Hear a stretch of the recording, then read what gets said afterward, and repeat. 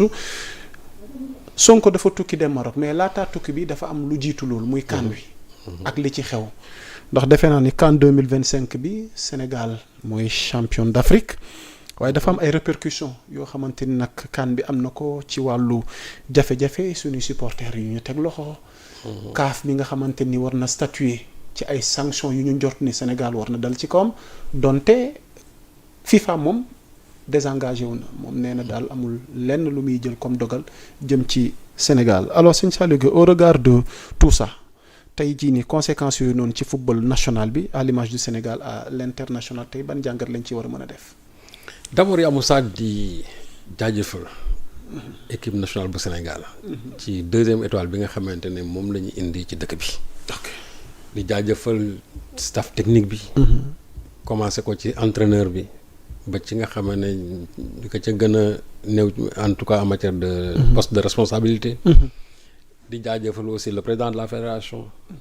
les supporters du 12e Gaïndé. Ale Casa Lébu gi ak ñëpp ñi nga xam ne dañu demoon supporter du Sénégal ak ñi nekk fii ci biir réew mi ak ñi nekk ailleurs vraiment man day félicité naa ñëpp. malheureusement. félicitations yooyu. dafa am ci ay kuréel yoo xam ne waroon na fa jógee. ñu jëmale ko ci Sénégal parce que c'est ça loolu mooy loolu c'est ça le classique. Malheureusement ça n'a pas été fait. nit ñi bu gis ñu boobu léegi officiellement qu'au niveau de la CAF que les gens aient félicité officiellement le Sénégal ni venant encore du Maroc ni venant encore de la FIFA. mu nekk loo xam ne ni dafa am lu muy traduire.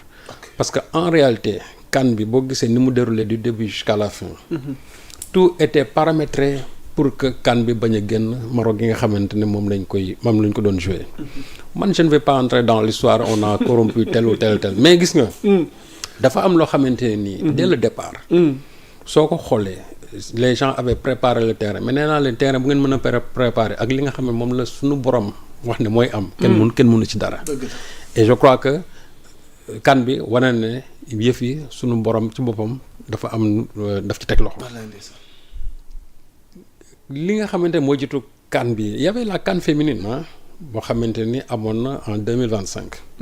CAN féminine bi mu amee ñu dóor Maroc en finale Nigéria ñu dóor ko 3-2 ca la lépp commencé parce que d'abord à l'époque ki nga xamante ne mooy Désiré Doué Noumandié moom nekkoon président commission d'arbitrage moom dañ ko limogé parce que au lendemain de la défaite du Nigeria dañ def ay protestations au niveau de la CAF en disant que l'arbitrage n'a pas été du tout normal parce que Maroc am na penalty boo xam ne kenn tiralu ko et c'était un penalty très évident donc tu as vu quand il s'agit de revendiquer un penalty à ton endroit da nga koy wax mais bu dee ñeneen ñi nga ne non tu ne le reconnais pas donc ñoom jàppoon nañ ne ils ont perdu cette finale là parce que tout simplement am na arbitrage bi dafa jeng. te amoon na ñoom penalty boo xam mënoon leen a permettre ñu revenir dans le match.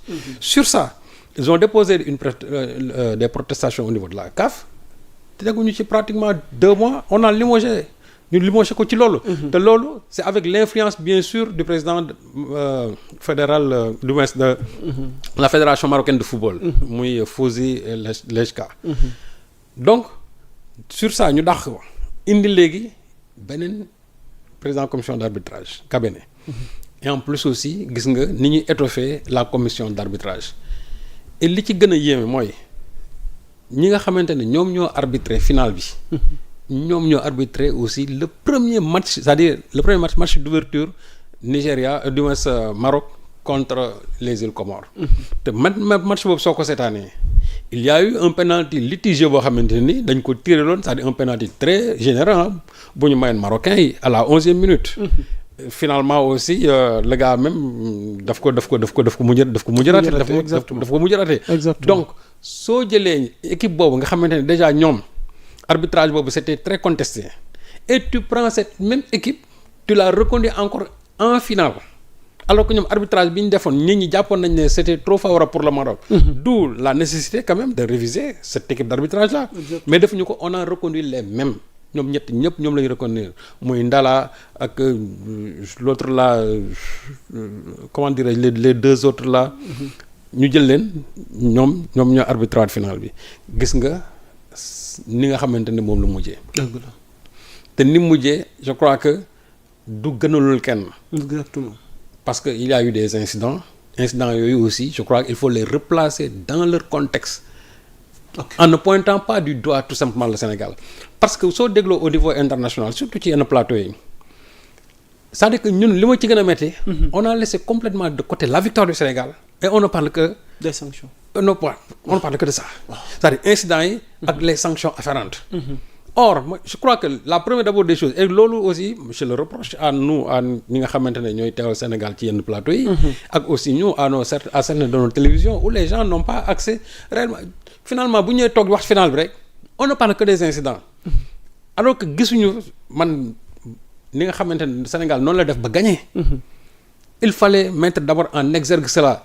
Pour man jàpp naa ne ce sont des épiphénomènes par rapport ak li nga xamante ne moom la Sénégal def mais on a l'impression que ñun c'est-à-dire la victoire est finalement épiphénoménale. Alors que li nga xam moo ci gën a am solo mooy les incidents. bañ nañ ko ba seen entraîneur bi mu demee comment dirais-je ci seen conférence de presse bi.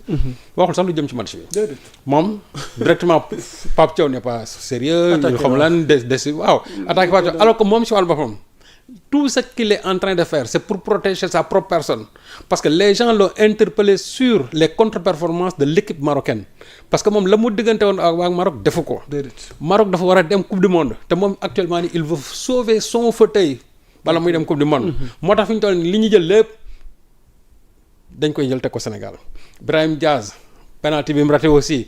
ñu ne woy les conditions psychologiques n'étaient pas encore des meilleures. parce que Sénégal ci boppam ñoo defoon benn pression nanga ba nanga alors que mais la pression n'est même pas venue du Sénégal la pression est venue de Brahim Diaz bi nga xamante ne moom bi affaire bi amee. moo taxaw gëdd arbitre bi. il n'a pas reçu de jaune arbitre bi arrêté match bi. pour aller satisfaire sa demande. et ça les gens ne l'ont pas pointé du doigt. li nga xamante ne moo ci am ñun suñu supporters yi ñu jàpp tey. waaw ñu wax ci wàllu fu ñu leen jàppee war fa jàppee les stagiaires. war fa jàppee ñi nga xam ne ñoom ñoo leen doon song parce que aussi warul nekk justice à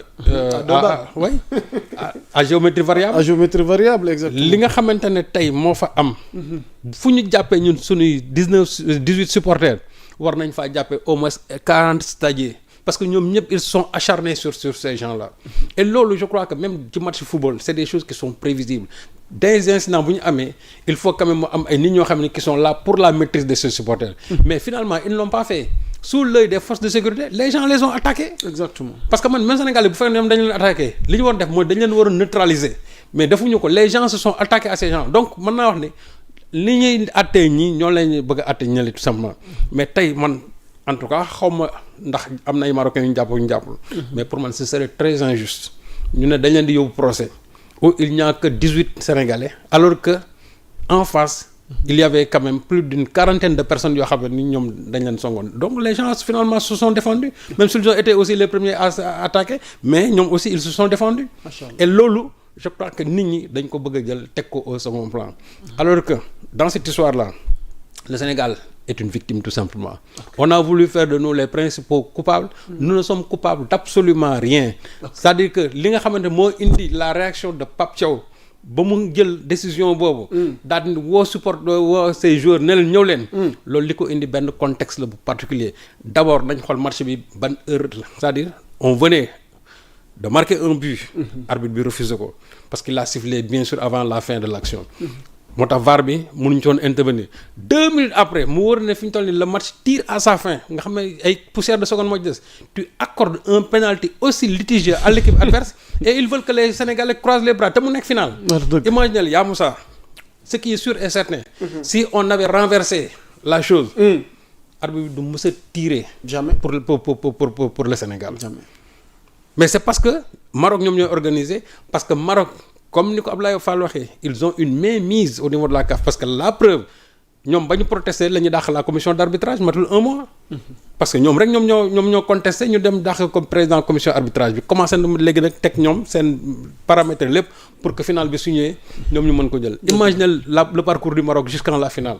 Combien de fois le Maroc a bénéficié de pénaltys litigieux combien de fois le Maroc a fait des pénaltys yoo xam ne qui sont évidents qui sont clairs alors que les arbitres ne les ont pas tirés. plus nag gundu xatal yi ñu doon gundu xatal les gardiens de but le gardien Nigeria. Ndeysaan. du Nigeria on a vécu l'amère expérience. Le Sénégal aussi gis nga xëccoo bi doon am avec les serviettes. 6 serviettes yoo xamante ne ni. Et puis moi ça fait finalement ils ont déplacé le véritable problème sur ces aspects. Alors Exactement. que li ci gën a am solo mooy le travail que les Sénégalais ont fourni sur le terrain. soo gisee bal bi nga xam moo nekk la balle de but. niñ ko récupérer Sadio Mané ni mu déplacé woo yóbbu nit ñi c'est-à-dire yóbbu yenn défenseurs yi ba pare. talonné bal bi immédiatement Gana Gueye qui transmet à Pape Gueye sans même faire c'est-à-dire moom contrôle sax dañ ko jox rek mu jox Pape Gueye. Pape Gueye qui enchaîne protéger bal bi parce que même Hakimi a voulu le faire tomber mu bañ. ba pare tirer mu dugg mais il faut mettre le focus sur ça que ne ñun dañoo gagné te gagné bi ñuy gagné c'est-à-dire ça dañ suñu fulaak fayda moo tax ñu gagné. macha allah. avec toute la pression psychologique bi fa am. avec li nga xam ne yëpp moo ci xew mooy les conditions d'insécurité la bouffe bon en tout cas li nga xam ne moo ci xew gis nañ ko avec nos joueurs qui ont été intoxiqués mais tout ça était réuni pour que ñun ñu perdre mais c'est parce que nous on a un mental de lion. On n'est pas comme les lions de l'Atlas. Nous non c'est vrai nous on a un mental de lion. dëgg la. mentalu gaynde lañ yore et loolu moo ñu ci génne. exactement. bu fekkoonte ne par exemple dañ doon yox-yoxi lee bu tegoo suñu kaw mais dafa mel ni lee ñun daf ñu gën a doper daf ñu gën a booster. et je crois que un lion toujours la ça boo nekkee ci ay difficultés yooyu daf la war a gën a mën a booster. donc le lion rouge a rugi. Le lion rouge a rugi et finalement nous avons vaincu les lions de l'Atlas. On est monté sur l'Atlas. ñoom ils sont restés en bas nous on est monté sur leur propre montagne. Et je crois que loolu. nañ ci bàyyi xel. waaw léegi nag sanctions yi ñuy wax. naan au niveau laa bëggoon daanale. sanctions yi. waaw xam nga déjà boo gisee cas FIFA. Pape Thiaw nee nañ sanction. waaw mais c'est que waaw mais xam nga FIFA am nañu xaabaabal sax ba bëgg cee dugal FIFA pour Sénégal. bañ waaw mais xam nga FIFA. waaw ñoom dañu hypocrite parce que ils ont été les premiers à parler de l'inacceptable. ok bu fekkee dafa am lu xew. il faut se référer aux faits. nga bàyyi instance yi nga xam ñoo ci war a délibérer ñu délibérer ci. mais Infantino a déjà pris position. moo tax par la suite bu ñu tourné ñu ne oui la sanction n'est pas extensible au niveau de la FIFA. effectivement xam nañ ne ce n'est pas extensible. non dafuñu non la sanction n'est pas extensible c'est-à-dire loolu du mbaaxaayu FIFA parce que loolu règlement kese la. du mbaaxaayu FIFA règlement la. xam nañ ne li nga xam ne moo fa xewoon comme incident kenn mënu ko jël étendre ko jusqu'à la coupe du monde léegi nag au niveau de la FIFA de la CAF les gens vont prendre le mode GP tam gars yi xel dalu ci moom de. non mode CP moom. sëñ Sall li jëwam rafetul de. mode CP. waaw c'est un valet de Infantino tout simplement. ok boo gisee ñoom conditions yi nga xam moom lañ ko falee ak décision yi nga xam moom actuellement moom lay jël il faut simplement se dire que au niveau du Caire nga xam mooy siège u CAF on ne prend jamais de décision là-bas les décisions viennent de Zurich mooy siège u FIFA. fa lay jógee mode CP li nga xamante ni yëpp ses prédécesseurs bañoon nañ ko la CAN à 4 ans ba pare institut supprimer CHAN bi instauré benn Ligue des Nations loolu lépp ñun dañ ko doon bañ ñoom comment dire Ahmad da ko bañ Issa Ayat da ko bañ mais le valet là bi mu ñëwee Motsepe moom bi mu ñëwee comme que moom c'est un bénéfice et gis ngeen les conditions dans lesquelles Infantino l'a imposé ici moom dañ ko imposer pratiquement mën naa dañ ko imposer donc ki nga xamante ne tey moo la fa imposer li nga xamante ne moom la lay wax loolu rek ngay mën a jëf pour nga mën a sauver ce fauteuil mais loolu aussi je me dis que na président fédération